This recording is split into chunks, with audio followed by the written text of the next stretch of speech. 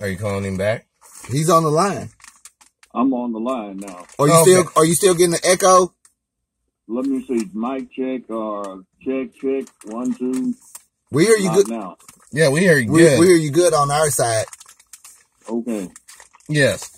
So, here, you can move that speaker wherever to fix your situation. Yeah, that works. I hope so.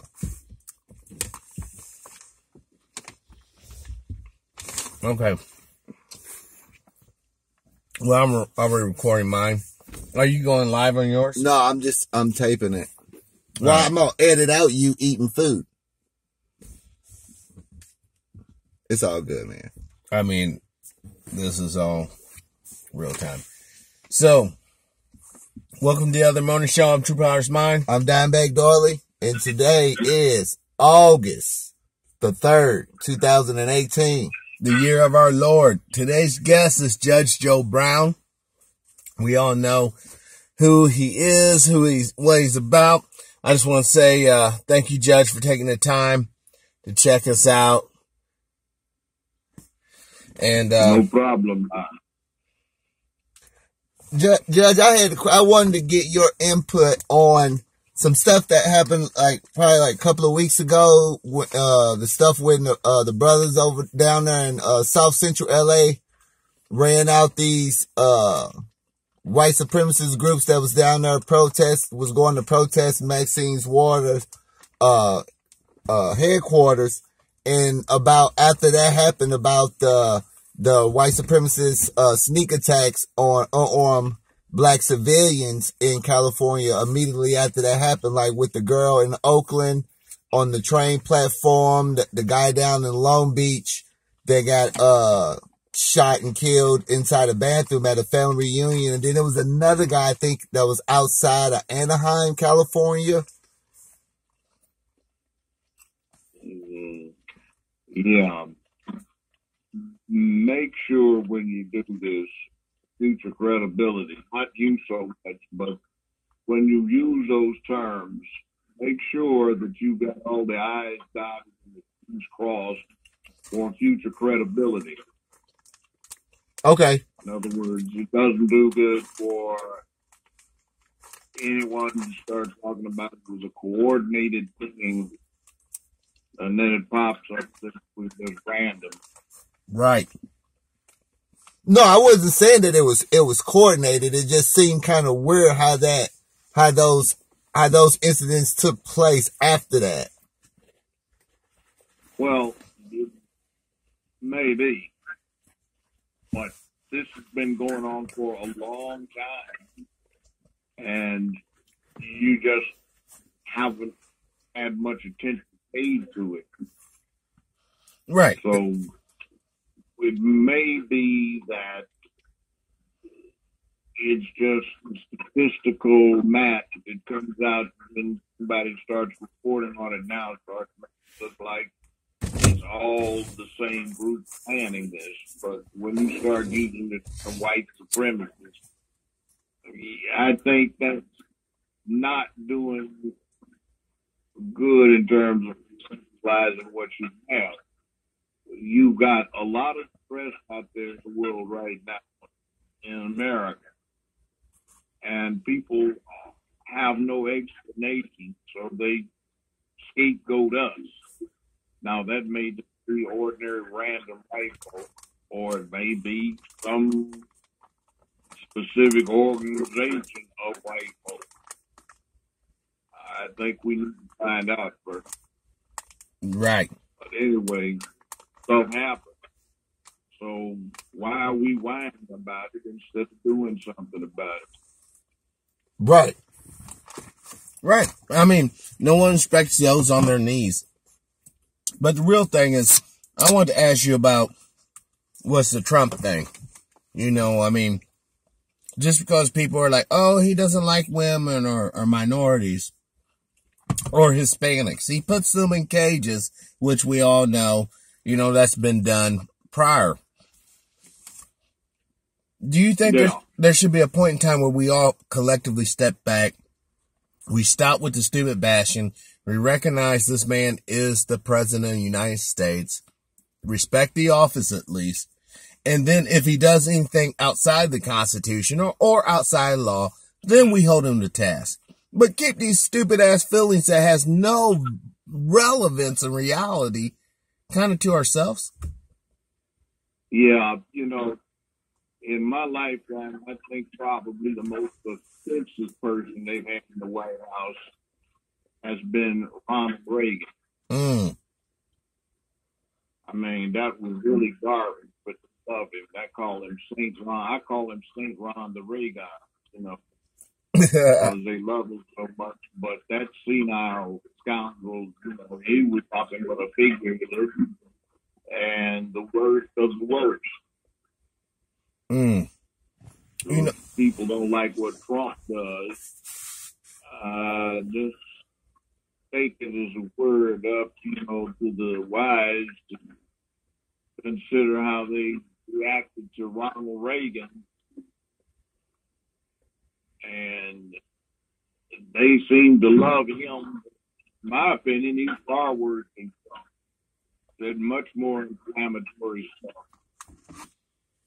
Yeah, he did. All the time, every day. He did. And they try to make it sound like, you know, he was such a, American president. I lived during those years. I remember the air traffic controlling nonsense, you know, when he laid them all off. You know, I even remember when he got shot by John Hinckley, you know, so. Did he get shot? Did he get wounded? Yeah, he got wounded, but his, Did he? I read an interesting article when I was sitting outside of the sheriff's office one day in a law enforcement magazine. It indicated that every American president since Nixon, LBJ rather, had worn garments made out of this material that was completely bulletproof to 22s, 32s, 380s, 38s, 9mm, and 45. And you're not talking about on a suit of it the day that he supposedly got shot by Hinckley with a 38. Man. So according to this, he was bulletproof to it. So it's just the Secret Service agents that had no protection? The Secret Service agents have some protection, but in other words, the president got shot. Oh, he's been shot. Oh, wow, what a PR opportunity to pretend this fool actually got wounded and was seriously hurt. Yeah, but... You know, at the same time, you remember the Pope got shot in an assassination attempt. They showed all kinds of pictures of him up in the hospital with tubes running out of him. They didn't show a single shot of Reagan in the hospital. And he came bouncing out just as goofy as ever. You know, I mean, it's just the presidents routinely wore body armor, and their suits were made out of this stuff. But Judge, that event had some real life consequences. We had actual assault rifle bans because of the Secret Service. Oh yeah, they did. Yeah. That fool, the Brady thing, the more deserving to be shot up fool was shot. I couldn't think of a better one with his demagogic self. So, yeah, Brady got wounded and got jacked up, but Reagan got hit but didn't get wounded. Wow. I mean, I understand they're always going to take care of their own at the top, the puppet. Yeah, it was bulletproof, but it was a good PR opportunity, propaganda thing. Hero Ronald Reagan. Oh, yeah, sure. Television. Be great. Yeah. I totally get what you're saying. I mean, as soon as you think that you have an overall sense of what's cracking or what's going on, you realize it's been a total delusion. Santa Claus isn't real. Easter Bunny's not real. And a lot of our icons are also fake as well. Take Andrew Jackson. You got a lot, so much came out of wrong with the Reagan administration. That's what's wrong with healthcare now. Mm-hmm. Mental health. Care. Yes. You got the huge gap put between the haves and the have-nots under his administration. Before his administration, it was interesting. The CEO for General Motors was making roughly 4.5 times what the highest paid man on the line was making. After that, it's jumped up now. It's 4,000 or 5,000 times as much. Well, you know, they have trust funds, Judge, to make for their descendants and ensure that they're economically free. And those trust funds were limited before the Reagan administration in terms of tax laws and consequences and regulations, and now they're practically unlimited. And they go down to the Bahamas and they get the opportunity to tie up the Bahamian banking and legal system with trust funds in perpetuity. And you know what that means, folks? In perpetuity is forever. Legally. It used to be you could tie up a trust fund for life in being plus 21 years. In other words, granddaddy could control what happened to it for the life of his grandchildren. But now there's no limit on it. Wow. And the Bahamian Attorney General, who was a fine, beautiful-looking sister at the time I paid a visit down there as a guest of their government, was bemoaning how much time the Bahamian authorities had to spend dealing with, you know, fending off inquiries from the American government to protect their rich American clients. Wow. Of the banking system. And what's so bad is the Bahamians can't even use the banking system unless they travel to Switzerland to make deposits in it. So it's really like an underground Switzerland arm of the secret financial institution to ensure the 1% stays the 1%. Yeah, exactly. And now the 1%'s worse. At this point right now in America, 3% of the population consumes 95% of the income of the country. 5% benefit from this 95% of the country's income, and the remaining 95% of the population has to share 5% of the income. And black folks in particular only share 1/2 of 1% of the nation's wealth. Yeah, and then the other thing is there's 42 families in the world control and enjoy more resources than more than 1/2 of the population of the planet. Wow. Judge? And that started under the Reagan administration. I want to ask you a question that would actually help people who are not in the criminal courts. I just want to give you a scenario real quick. If a guy walks in there, you know, tries to claim he's some sort of religious guy and that's the reason why he did the crime or was whatever, does that even help? No. That just adds more to the intent side of the equation. In other words, in American and English law, you have to intend to commit the crime. Gotcha. And if you start talking that just adds to the intent side of it. Was he intending to do this? Okay, that shows the intent. I'll give you a hypothetical to explain it. Let's supposing that in your state it's against the law to kick trash cans. Well, there is a trash can behind a screen curtain that you can't see, so there are flies on it or a roach or something running around outside of the curtain. So somebody kicks the roach and kicks the can. Well, he had no intent to kick the can. And there was nothing against kicking the roach to try to kill it running around on the outside of the screen. So he's not guilty of the offense. But if he knows there's a can behind the screen and he deliberately kicks the garbage can, then that's a crime. Yes, I see it. I understand it. So that's how they can get people off. You got a religious orientation or reason or motivation. That's just going to the intent. You intended to commit the act. Yes. And that's, you know, I mean, all too often, you know, you hear people, you know, going there, you know, they try to get the reverend or whoever to write them a letter. And it's like, dude, that's not going to work. You know, nowadays we have DNA evidence, we have video evidence.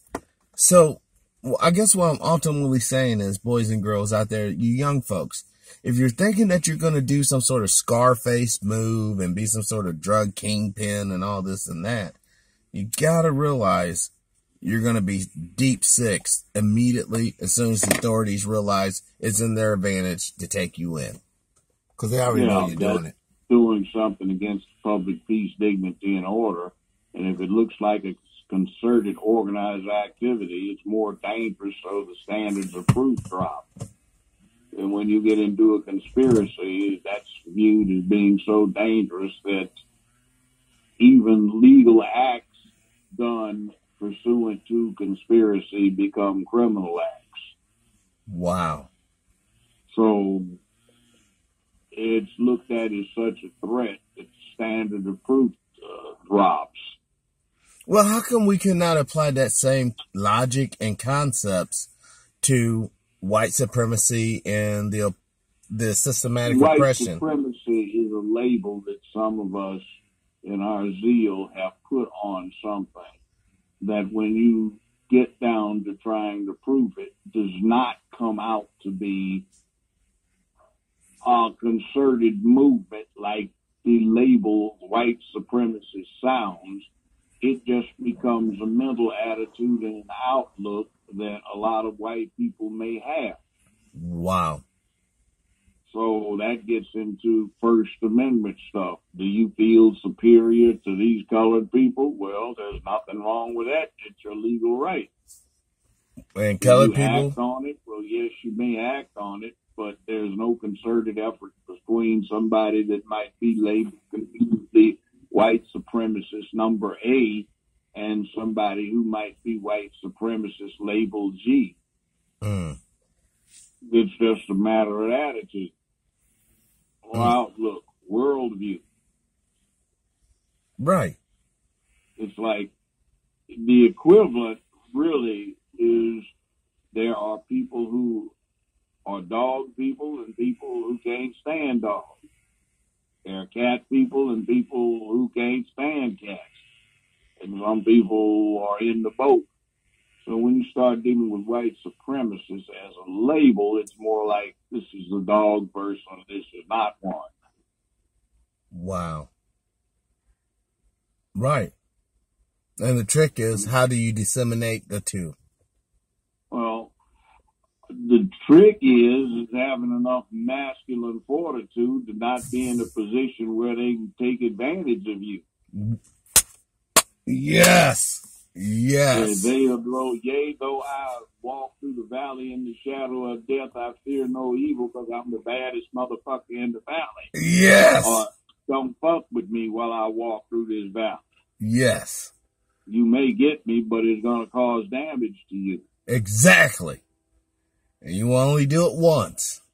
Well, you know, it's a fantasy, but I kind of like The Equalizer with Denzel 1 and 2 because he's walking through sort of as a non-Superman black man who can take care of a lot of business. There's a lot of consequence to messing with him. We have to be more like that. Yes. Yes, we do. But we don't have enough males. Well, we don't have enough uneffeminate males. Yeah. That's the correct way. That's it. We don't have enough men. See, masculinity is a matrix of behavioral protocol. Yes. It's not how strong you are. It's how strong your mind is. Yes. And whether or not you are willing, able, and anxious to do those things that have historically been called upon men to do. Yes. That men have been called upon to do. You know, like one of the things in the latest Equalizer 2 is there's a young brother that's got potential in the hood that, you know, kind of gets taken under his wing. And it's interesting, like the brother says toward the end of the movie, says, "Sir, what are you?" What did he respond to that with? he doesn't come up with a response. You have to answer it yourself. Oh. Like he thought these gangsters were bad, but collectively all of them weren't as bad as this one man. And he's telling him, you get your head in these books. You want me to do this for you? Read this book and report on it to me. So he was trying to challenge the young man's intellect to grow so he could become wiser in his dealings in the world. Yeah, in other words, you got a problem with the gangsters telling you you got to go along with their program. Don't worry. They got to get through me to get to you, and that ain't going to happen. See, and that's this one righteous man.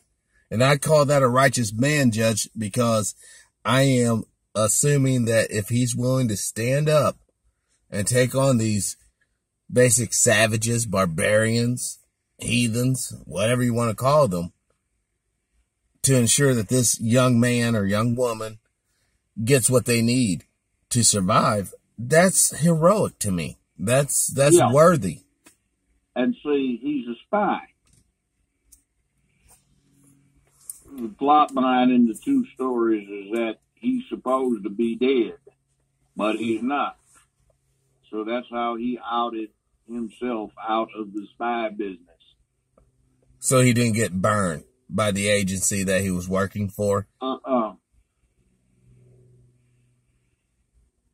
But, you know, he is the avenging angel, so to speak. Exactly. And we need some, Judge. We really do. And by the way, it isn't just black folk that benefit. I mean, there was a prostitute in the first one.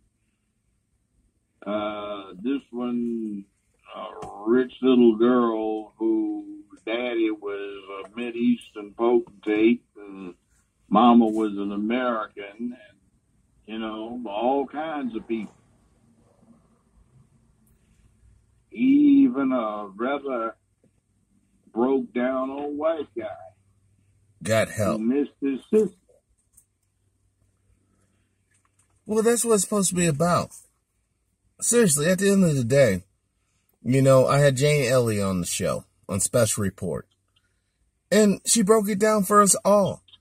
We are all basically 32 to 58 degrees of cousins from one another on this planet. We are all one big family. And when you talk about racism or class or sexism, you're really talking about an internal family problem. Now, granted, some of humanity lacks the understanding that they belong to the greater whole and they want to remain separate and pure for various reasons.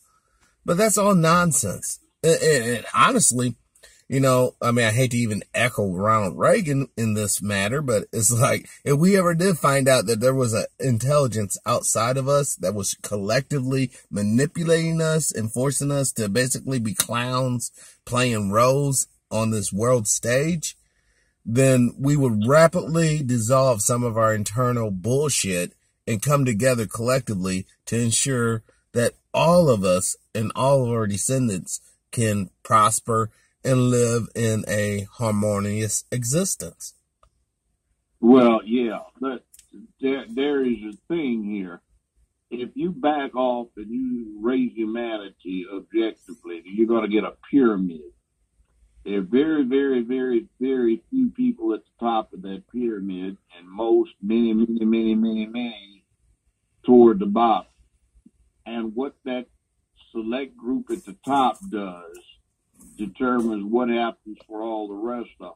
Yep. Part of that very select group at the top, in the process of becoming the alpha animals, wants to acclimate and acquire control of wealth. Mm-hmm. Some want to, some can't help but control influence and power because of what they do. And there's an interplay. You see, we don't talk about it much in America, but elsewhere in the world, they go, the proletariat, the common ordinary person, the worker, the intelligentsia, and the rich who control the money. Right. The intelligentsia provide the means. The military provides power, but you see, power versus money is one of the stick versus the carrot. The carrot can induce the wielder of the stick to do something, but basically the wielder of the stick can take the carrots if it chooses to do so. So it's an interplay, and then there are a whole lot of other people who more or less either get taken along for the ride or go for the ride because they are induced to do so by an appeal to something that they hold of that. Right now, we've got two basic political parties, the Democratic Party and the Republican Party, also known as the GOP, or Grand Old Party. The oldest party is the Democratic Party, and the Democratic Party for a long time was devoted to maintaining slavery. Yes. And the Republican Party came into being in 1856 as 1854 as an institution designed to further abolition. Now, over the years, things have changed, and particularly they have changed once what was known as the Dixiecrats left the Democratic Party at the end of the 60s and switched over to the Republican Party. The Dixiecrats had been resisting integration or desegregation efforts. They're two different things, desegregation and integration. It is one thing to say you can't use that water fountain, and another one saying we're going to make everybody use that one particular fountain. See, segregation is white only and then colored, but it's not colored only. The whites could use the colored bathroom if they wanted to. Right. The whites could drink out of the colored water fountain if they wanted to, but not the other way around. That's represented today as white privilege. A white boy can walk down the street with an AR-15 strapped to his back. Hey, buddy, what's up? Black guy tries that same deal. Well, if you get enough black guys, you can do it. Huey P. Newton and a bunch walked into the California State Legislative Chamber in 1967 strapped down. It promoted a whole lot of very draconian gun control, but that's why, and I don't think it was a very good thing to have done. That's why it's what we called adventurism in terms of the movement, but it was to an extent brought about by, at that time, some political naivety. It looks good 50-some years after the fact. Yes, brothers were bold, but it wasn't a foolish, it wasn't a wise move in terms of what it engendered. But they walked in that way. See, that thing about what black people can and cannot do has got to do with the uniform. Yes.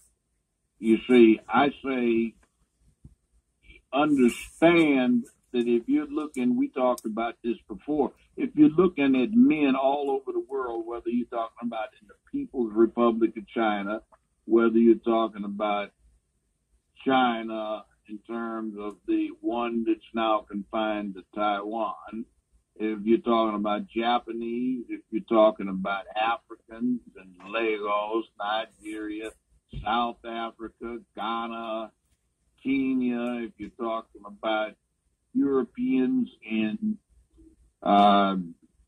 Moscow,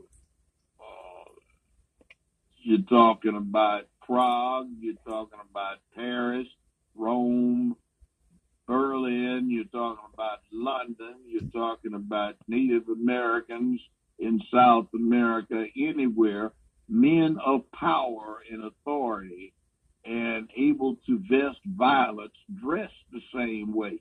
Yes, sir. They've got on a suit and tie that's called contemporary urban camouflage. That is the masculine uniform. You take us, you know, we talk about being gangsters, and if you look at Lucky Luciano and they were dressed. Fire Lansky, if you look at the Teflon Don, or you look at the Mafia, they're clean. They got on suits and ties, sport coats, you know. And when's the last time you heard of them getting shot by a cop? What do we look like? We look like we are pushing a shopping cart with lawn bags in it. We're homeless. You go around looking like you are what is equated with being thug. Right. And you get treated that way. And if you look like you are being thugged, strapped down, then you get treated that way. You got three-piece suits on, or the suit and tie on, and you got an AR strapped across your shoulder, you get treated differently than if you don't have that urban camouflage on. Right. Now, they have another substitute camouflage, which is almost literally that. You see, when you walk through the airport, these white boys traveling, they've got on khakis with all of the cargo pockets, and they've got on the khaki vest to go along with it, and they look like they're getting ready to go on safari. That's also part of the uniform that we don't wear. Mm-hmm. Because we've been programmed not to wear that, Judge. We have been programmed. Exactly. We've been programmed to be stupid. In other words, we look at it as something's going wrong because we got jacked up being in the high rent district at 3:30 a.m. with a cracked taillight and the vehicle registration 3 or 4 months out of date. The music turned up so you can hear it 2 blocks away so we can share. And somebody's smoking a joint up in there, and with 2 dime bags of herb. Yes. And talking about, man, they picked on us. No, fool, you got yourself busted. Yes. Preach you it. looked like it. You were acting like it. Yes. Drawing attention. You might as well say, come and fuck me up. Come and fuck me up. I'm a fool. I'm giving all the signs. I'm doing something wrong. But other groups do it. Okay. Yeah, I just don't understand, like, look like that, but why call attention to yourself? Right. Right. I don't know. I just feel like if you got brown skin, that's all the attention you need to give off, let alone. Cause I'm going to use like an example. Like, I grew up in the city. I lived almost 2 decades in the country. And I live back in the city. And it's a totally different way how they police these communities now compared to when I was a kid, and how they did when I lived in the country. And now that I see back, it's like when I walk out of my house, I got to deal with 3 different police municipalities that can all mess with me. Even if I go to a different incorporated little town or something area, 2 of those main sources is already there with that local police department. Cause I live in University City. So I have to deal with University City. Then you got the St. Louis County Cooperative. That's a unit, and I be seeing them harass brothers all day, every day. And you got to deal with St. Louis County. That's why Black lives are so important. It's like I've never seen so many police cars all the time. And it just, I don't know if that's the common thing, but it just feels like some things I have read in history books of how the SS units controlled. They use local police force to round up most of the Jews. And it's like that all the time. Like, and also as soon as I leave my rabbis. house, I see this and I don't know. I guess it's something that I am not used to because I almost lived 20 years in the country, and then moving back to a more urban area, I guess it's like a shock in a way. Yeah. Now, let me give you the other perspective. But before you do that, Judge, it's one more thing though. But the crime rate with all these cops up there, it's still people getting robbed. It's still no protection. But that's part of controlling people with fear, man. I'm just saying. Part of what's going on right there is the emasculation of the country in general in our neighborhoods in particular. They're matriarchy. Yes. And when you don't have a patriarchal masculine community, then you get public disorder and you get crime and you get acts committed that grown men ought to tamp down on. Yes. You see, that's part of that problem. So that nobody wants to address, because that's what the powers that be want, because so many of them push that agenda personally because they're practitioners. And they get benefit. Now, they actually example, get a benefit. Let me give you an example.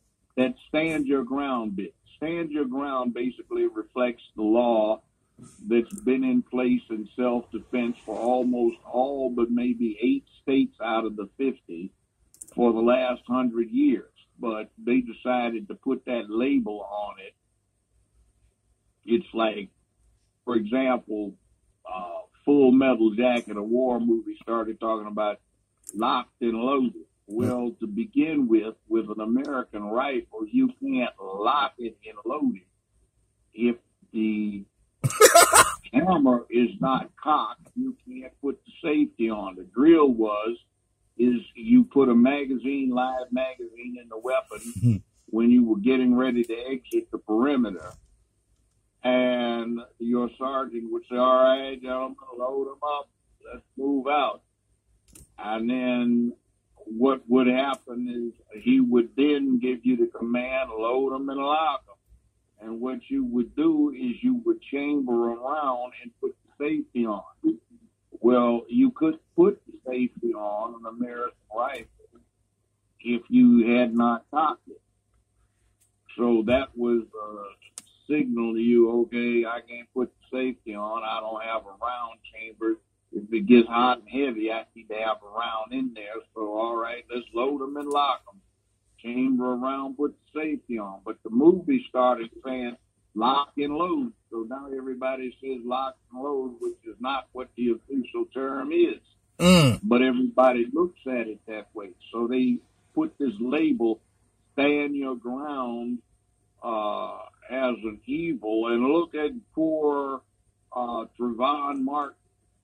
And Zimmerman got to stand his ground and kill him with impunity. Well, the person who had to stand your ground right was not Zimmerman, it was Trayvon Martin.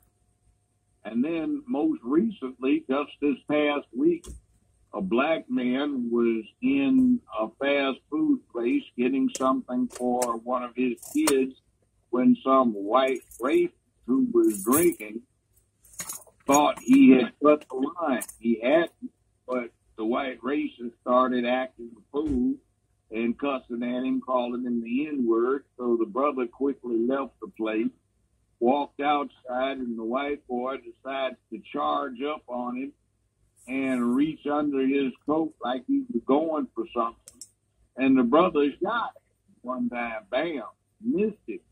So they charged the brother with criminal activity, but they acquitted him because under the law that's been labeled stand your ground law, which is nothing new, it's just traditional self-defense, the assailant put the defendant in a position where he thought he was going to be subjected to great bodily harm or death, and he acted reasonably.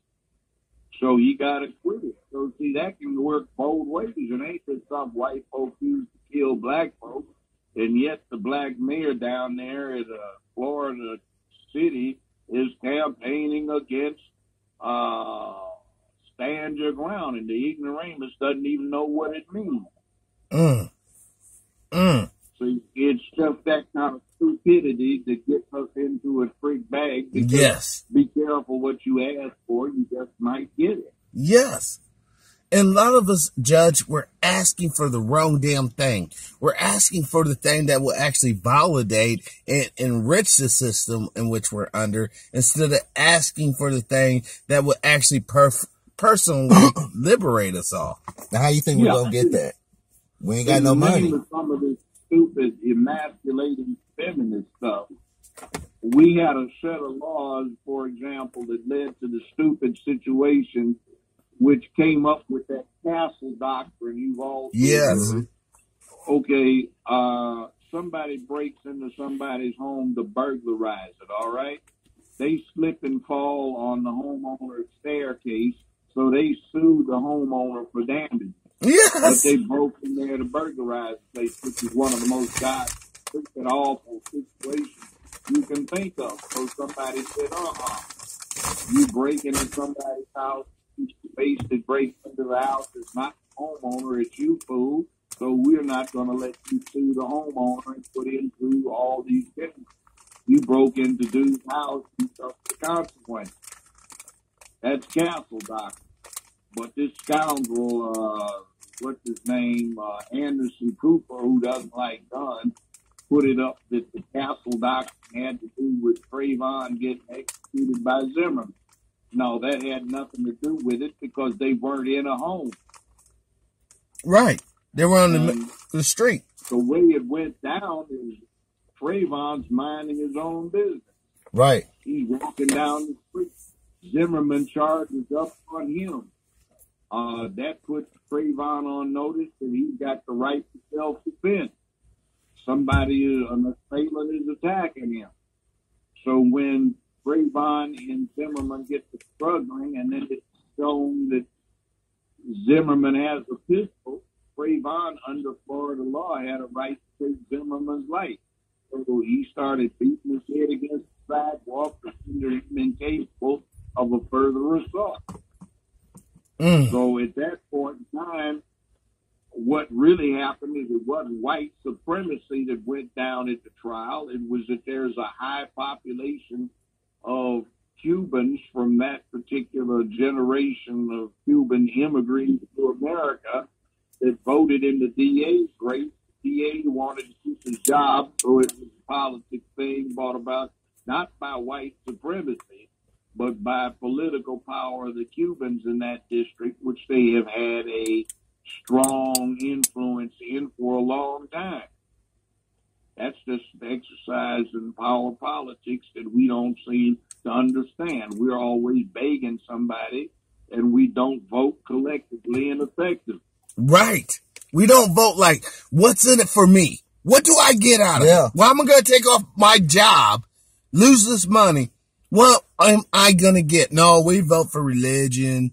We vote for... black people just vote for the Democrat. The majority of black people, when they go and vote, they just vote Democrat. They don't even know nothing about the politicians or anything, because right now, if you compare the Democratic Party to the Republican Party, the only difference is the policies are the same, but Democrats will hug a gay person. That's it. But what's the policy? The policy is ensuring white supremacy. Now, gay folks have a right under the First Amendment to get whatever they can get away with getting. But that doesn't mean it's good for us. No. Right. Go around. It's not. And that's what I'm... When's the last time you saw a Jewish rally? You know, remember the Holocaust, and you saw a bunch of fags come out. Oh, we support fucking, the Jewish state. But you know something... But you don't see that But you know shit. why they able to do that? Why? Because they got resources. Yes. They have got passed us wealth. up. They got wealth. Everybody comes here and passes up black folks. Because everybody. Judge, please, co-sign this statement I'm about ready to say or whatever.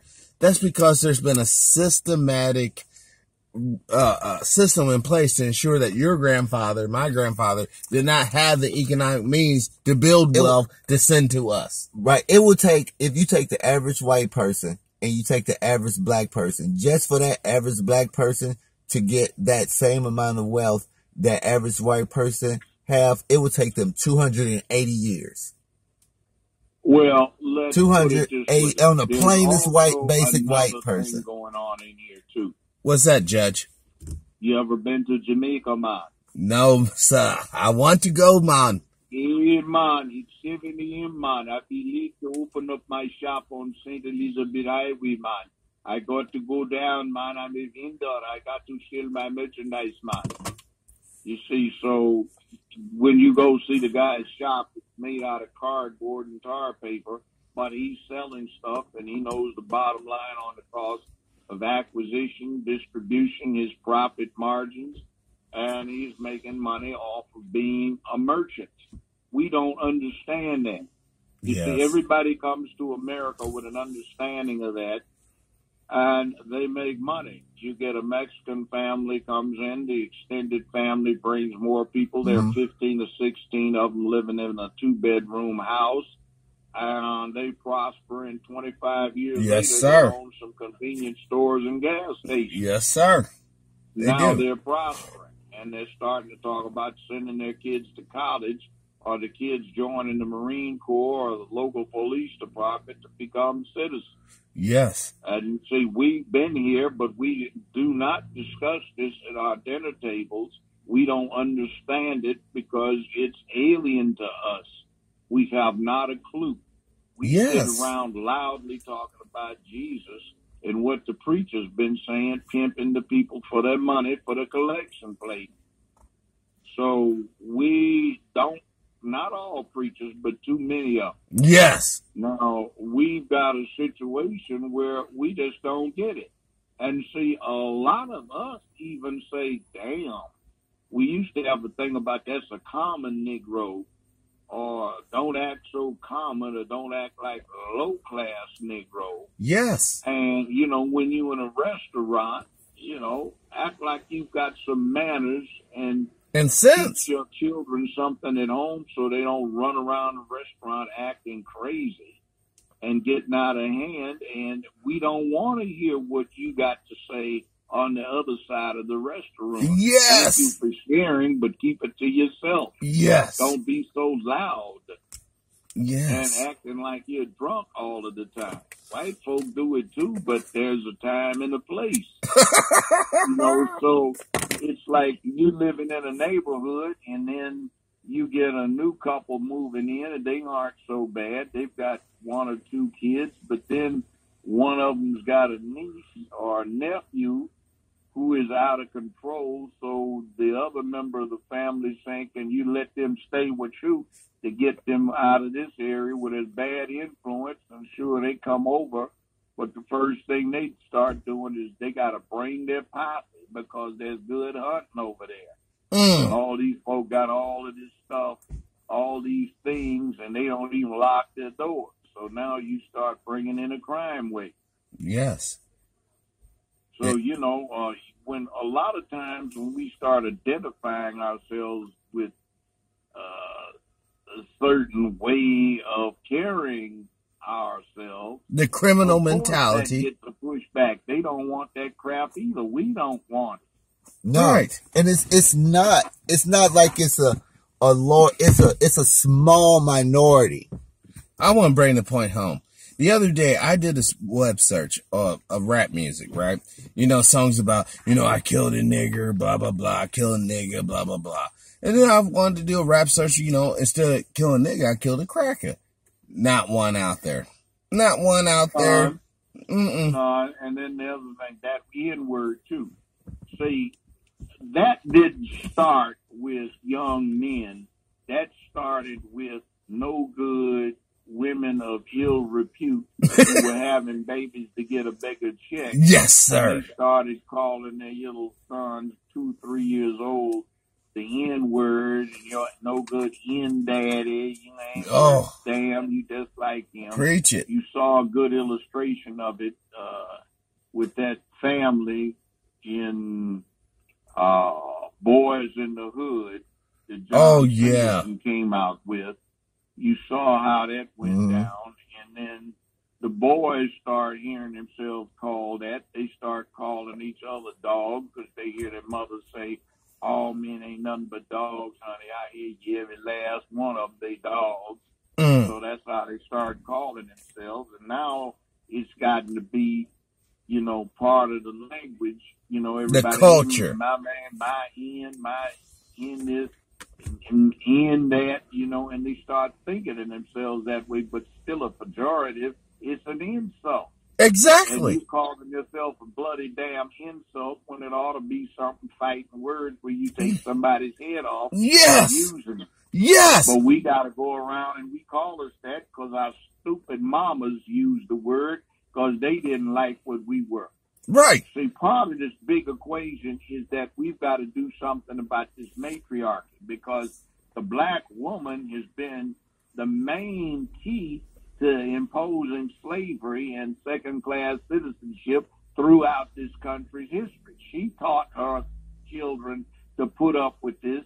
She wanted to protect them from the consequences of acting like men so they didn't get killed. Right. But yet she wound up being the instrument that caused the endurance of this kind of thing. So she's got to learn her lesson and say, we didn't do it right. Spartan mothers were real mothers. They told their sons to come back with your shields or on them. In other words, do or die. Don't Yes. run. Yes. But we sit up there and tell them to learn to shuffle their feet and look down at the sidewalk and step off the sidewalk when white folk come in and all kinds of things like that. Where do you think we got this from? Yes. They didn't let the black man have any input much into child raising. You get that. Yeah, so there is this thing where black men do run away from being parents, but then again, so do white ones. And by the way, the myth is wrong that they have out there about how bad we are. Every year in judicial conferences, we'd have to take 16 unit hours every year. When I was a judge, starting 3 decades ago, and every year we'd get into statistics. You know which ethnic group pays its child support most regularly and reliably? It's black men. But that's the exact opposite of the myth. It makes us the worst in the myth. Right. Listen, Judge, I talked better than any other ethnic group.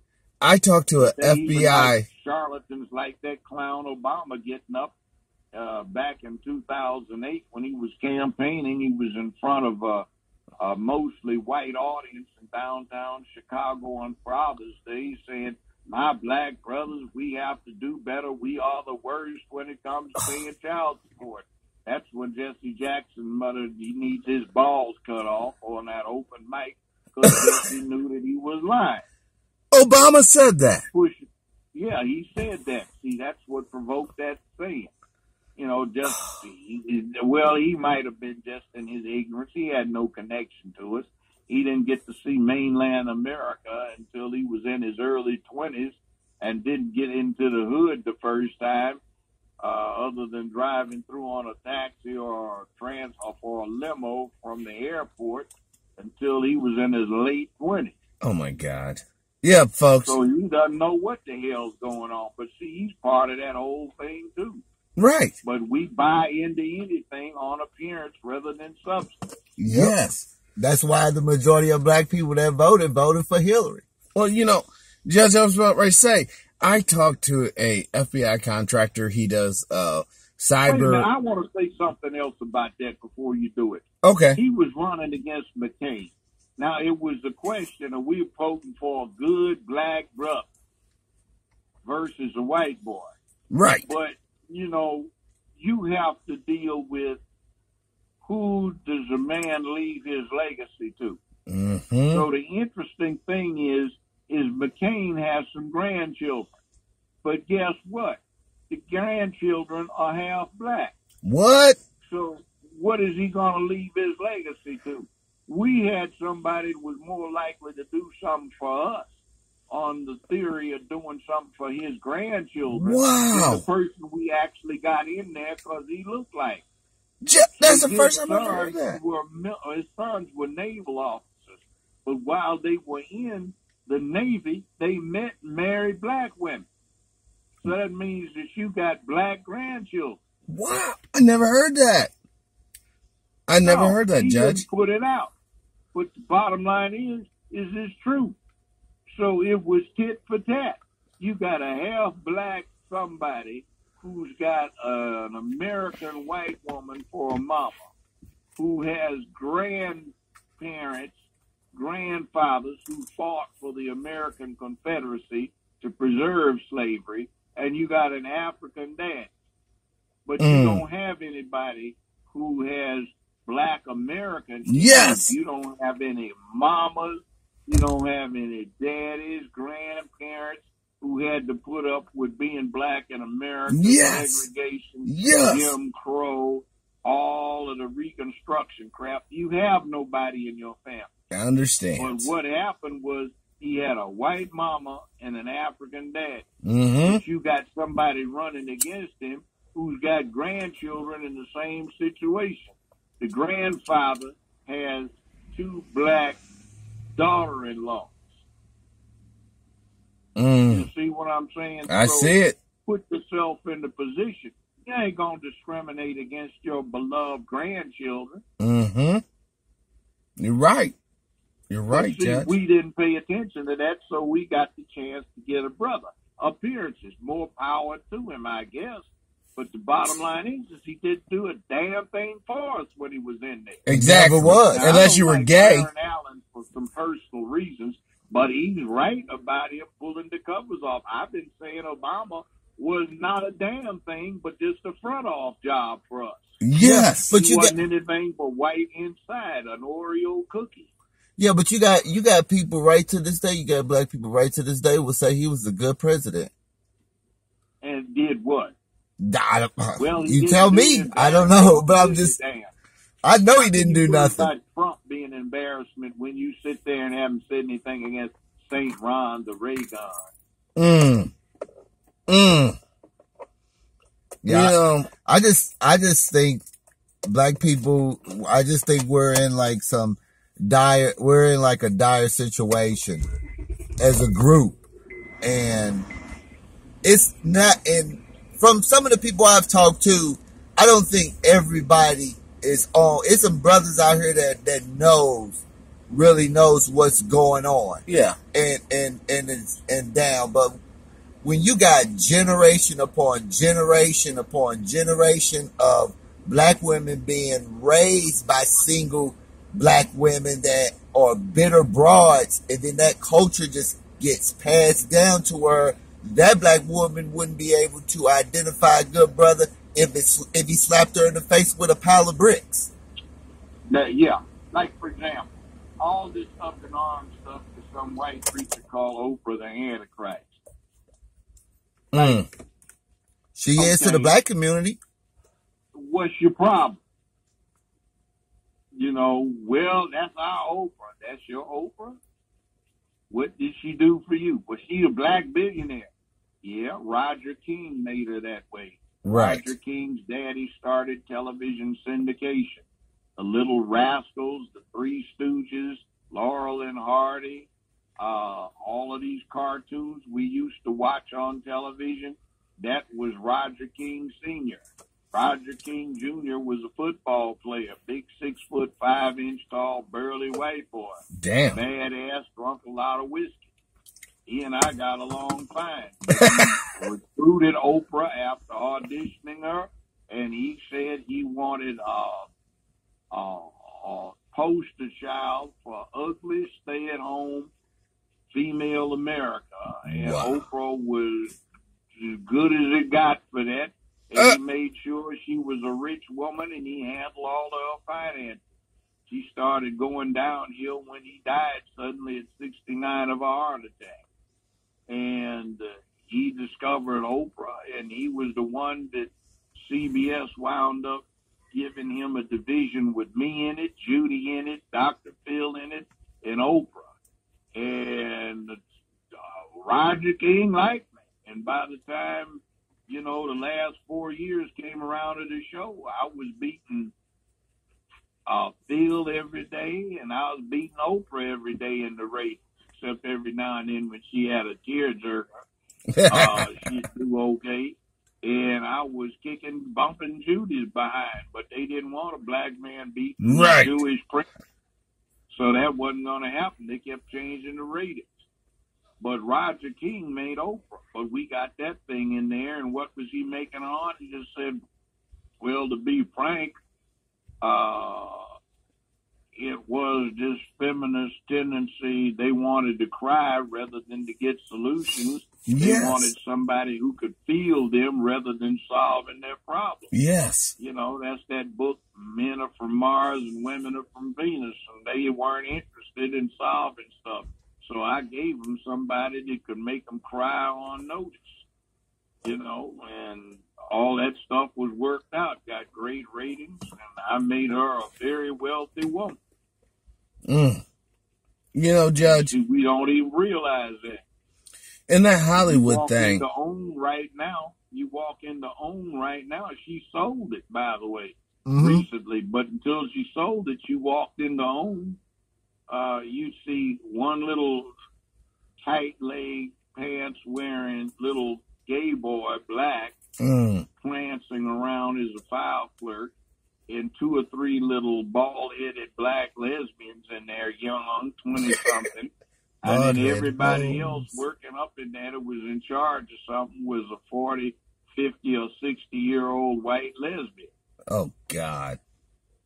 And you see, when they never portray in these shows and stuff, they never portray black men in a positive, masculine role. We either the criminals or we some gay dude. That was by design. Yeah. And Roger King apologized to me for that. Wow. How did he do that, Judge? What? How did he apologize to you? I'm sitting at a head table at a function with him in Manhattan, and he's asking me to do him the personal favor of explaining to his daughters why all of the men they run into are such pussies. Oh! No way. Yeah. It's like, Judge, Daddy said I could talk to you. Go right ahead. He said I could be candid with you, etc. Go right ahead. Etc., etc. Do I look ugly? You look like a movie star, which she did. I'm not broke. Yeah, you a very rich young woman. Your dad is a billionaire. Well, I'm working on my PhD. I know, and you are but 24 years old, so you're smart. Well,